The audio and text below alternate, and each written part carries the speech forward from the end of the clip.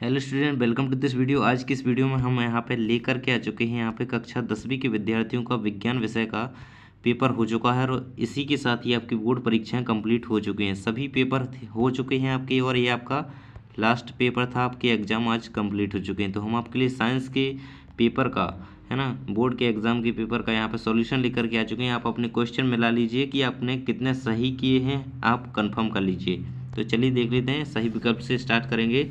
आपके 32 ऑब्जेक्ट रहे हैं, तो सभी के आंसर मैं आपको राइट आंसर बताऊंगा। यहाँ पे सही सही आंसर आपको देख लेने हैं और यदि आपने यही लगाए हैं तो अपने मिला लीजिए, अपना आकलन कर लीजिए कि कितना आपने सही किए हैं। तो पहला क्वेश्चन है, सही विकल्प में कैल्शियम ऑक्साइड की जल के साथ अभिक्रिया किस प्रकार की अभिक्रिया है।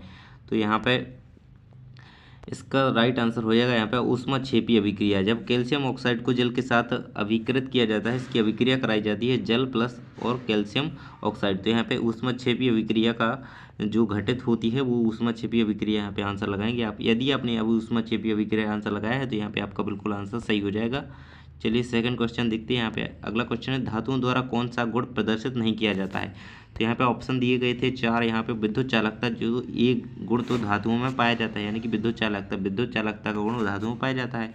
तन्यता का भी पाया जाता है, आगत वर्धनीयता का भी पाया जाता है। यहाँ पे भंगुरता का गुण जो है वो धातुओं में नहीं पाया जाता है, क्योंकि धातु को ऐसे पटक दें, यदि अपन गिरा दें तो वो टूटती नहीं है ना। तो यहाँ पे भंगुरता का गुण नहीं पाया जाता। तो यहाँ पे ऑप्शन आपका सी सही आंसर हो जाएगा। अगला क्वेश्चन है आपका, श्वसन की प्रक्रिया होती है। तो श्वसन में हम श्वास को बाहर निकालते हैं। तो उत्सर्जन की अभिक्रिया जो होती है, बाहर निकालते हैं कुछ भी चीज़, तो यहाँ पे उत्सर्जन कहलाती है। तो श्वसन में सांस को हम बाहर निकालते हैं, तो यहाँ पे उत्सर्जन आपका आंसर हो जाएगा सी। अगला क्वेश्चन है आपका, अमीबा में किस विधि के द्वारा जनन होता है। तो यहाँ पे द्विखंडन की अभिक्रिया के द्वारा अमीबा में जनन होता है। पहले एक ऐसा जीव होता है, फिर उसमें द्विखंडन की अभिक्रिया जब होती है तो यहाँ पे 2 भागों में जीव बढ़ जाता है, तो इसे द्विखंडन कहा जाता है। आंसर आप याद रखेंगे। अगला क्वेश्चन है आपका, प्रतिरोध, ये 5th नंबर पे है, समतल दर्पण की फोकस दूरी होती है। तो यहाँ पे अनंत होती है। समतल दर्पण की बात कर रहा है तो यहाँ पे इसकी फोकस दूरी अनंत होती है, आप याद रखेंगे। अपने मिलाते जाइए कि आपने कैसे लगाए हैं। जो भी आपने आंसर लगाए हैं आप अपना आकलन कर लीजिए कि आपके कितने अंक के ऑब्जेक्टिव सही हैं, है ना। तो यहाँ पे देख सकते हैं आपके प्रतिरोध का मात्रक होता है। तो प्रतिरोध का मात्रक ओम होता है। तो सभी का सही होना ही चाहिए, क्योंकि स्टार्टिंग से आप पढ़ते आ रहे हैं। अगला है, विद्युत ऊर्जा को यांत्रिक ऊर्जा में बदलने वाली युक्ति है। तो वो मोटर होती है। मोटर विद्युत ऊर्जा को यांत्रिक ऊर्जा में कन्वर्ट करती है। अगला क्वेश्चन है, एक पारितंत्र में मानव है। तो मानव सर्वाहारी प्राणी है। मानव को मांसाहारी कैटेगरी में नहीं रखा जा सकता है, शाकाहारी में नहीं रखा जा सकता है। ये एक सर्वाहारी प्राणी होता है मनुष्य, है ना, कि जो सब कुछ भक्षण करता है सब चीज़ों का। यहाँ पे इंग्लिश मीडियम है तो वो आप ऑब्जेक्टिव के आंसर वाइज लगा लेंगे, मैंने आपको पहले ही बता दिए हैं। अगला है आपका, रिक्त स्थान की पूर्ति कीजिए। यहाँ पे फर्स्ट है इसमें, रिक्त सिरके में खालिस्तान अम्ल उपस्थित होता है। तो यहाँ पे सिरके में जो होता है वो एसिटिक एसिड पाया जाता है। एसिटिक याद रखेंगे आप, एसिटिक एसिड, एसिटिक अम्ल जिसे बोल सकते हैं। आपको ओनली एसिटिक यदि आपने लिखा है तो आपका सही आंसर हो जाएगा। अगला क्वेश्चन था, 2 या 2 से अधिक धातुओं के समांगी मिश्रण को खालिस्तान कहते हैं। तो जब 2 या 2 से अधिक धातुएं मिलती हैं, धातुओं के समांगी मिश्रण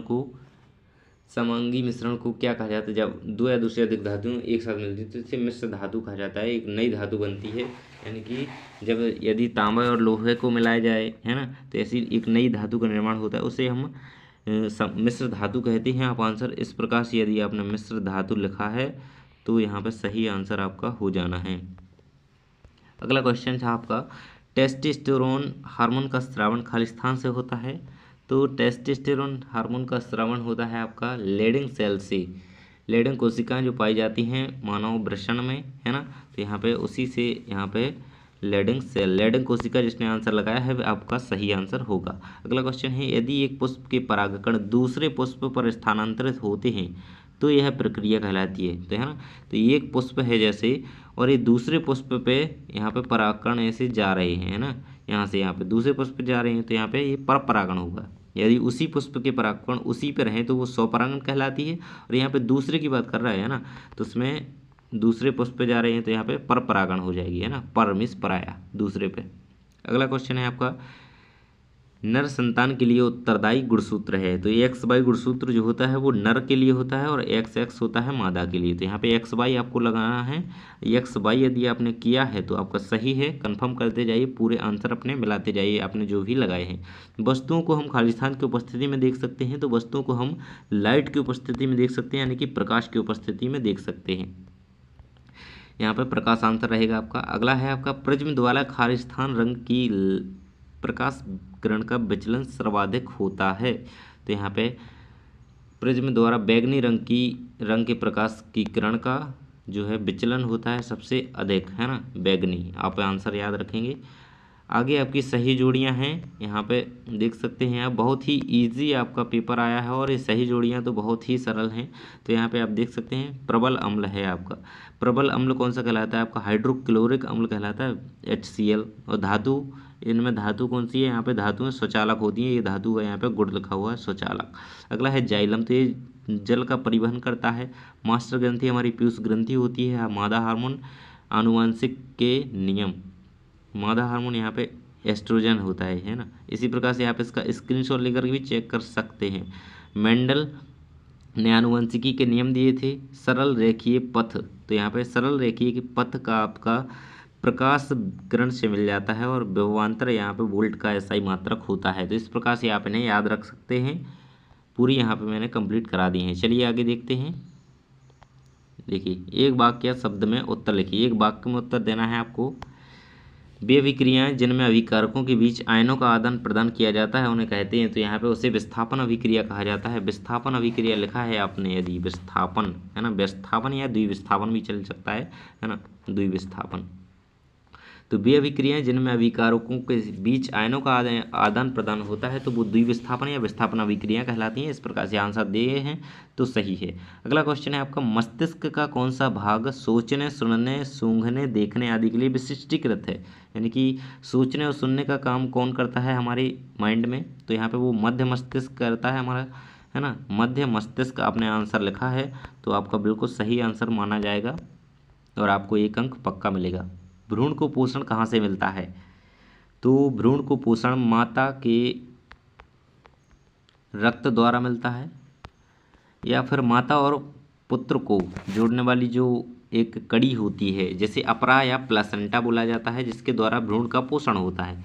तो उससे आप अपरा आंसर लिख सकते हैं कि भ्रूण को अपरा के द्वारा पोषण प्राप्त होता है ना, उसके माध्यम से। इस प्रकार से आप इसका आंसर दे सकते हैं। अगला है क्वेश्चन, जिस लेंस की फोकस दूरी 1 मीटर हो उसकी क्षमता कितनी होगी? तो एक डायोप्टर का आंसर रहेगा 1D, है ना। डायोप्टर यहाँ पे D का मतलब यहाँ पे डायोप्टर है, तो यहाँ पे आंसर याद रखेंगे, 1D आंसर रहेगा इसका। अगला क्वेश्चन है आपका, क्या कारण है कि खतरे के संकेत या सिग्नल का प्रकाश लाल रंग का होता है? तो ये इसका कारण ये है कि इसकी तरंगदैर्घ्य जो है, लाल रंग की तरंगदैर्घ्य है, वो सबसे अधिक होती है। जिसने भी ऐसा आंसर लिखा है कि खतरे के संकेत या सिग्नल का प्रकाश लाल रंग का होता है, क्योंकि प्रकाश लाल रंग की तरंगदैर्घ्य सबसे अधिक होती है ना। ये दूर से ही दिख जाता है, इसकी तरंगदैर्घ्य सर्वाधिक होती है, इसलिए इसे खतरे के सिग्नल के रूप में प्रयुक्त किया जाता है। अगला क्वेश्चन है आपका, एक अश्व शक्ति में कितने वाट होते हैं? तो यहाँ पे 746 वाट आपको आंसर याद रखना है। एक अश्व शक्ति में 746 वाट यहाँ पे होते हैं, तो आंसर याद रखेंगे 746 वाट। अगला है क्वेश्चन, विद्युत परिपथों की लघुपतन तथा अतिभारण के कारण होने वाली हानि से सुरक्षा की सबसे महत्वपूर्ण युक्ति है, तो वो फ्यूज तार है ना। फ्यूज तार, यदि फ्यूज उड़ गया तो बल्ब खराब हो जाते हैं और कई सारे जो आइटम होते हैं इलेक्ट्रिसिटी से रिलेटेड वो खराब हो जाते हैं। यदि हम फ्यूज तार का उपयोग करें तो इनसे हम बच सकते हैं, इनसे हमारी युक्ति सुरक्षित रहेगी। तो जिसने भी वीडियो को लाइक नहीं किया है जल्दी से कर दीजिए और चैनल को सब्सक्राइब कर लीजिए यदि आप नए हैं तो। थैंक्स फॉर वॉचिंग, मिलते हैं अगले वीडियो में।